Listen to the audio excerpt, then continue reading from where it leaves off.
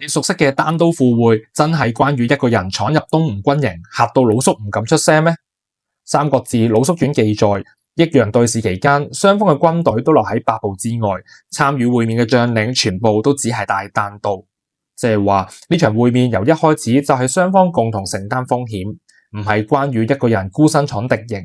更關鍵嘅係，魯肅部下擔心有變，曾經勸過佢唔好去。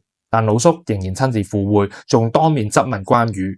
劉備最困難冇容身地方嗰陣，東吳提供土地同支援。依家劉備已經攞到益州，點解仲唔願意處理荊州嘅問題？比從之注引吳書甚至記載，關羽一時之間都答唔到，所以正史裏面魯肅先至係主動質問嗰一方，而且佢同樣都冒住風險去赴會。魯肅並唔係被動陪席，而係談判主導者。後世為咗突出關羽嘅英雄形象，就將魯肅嘅膽識同主導權刪走。如果你想睇完整嘅史料對讀，完整版可以點擊下方連結。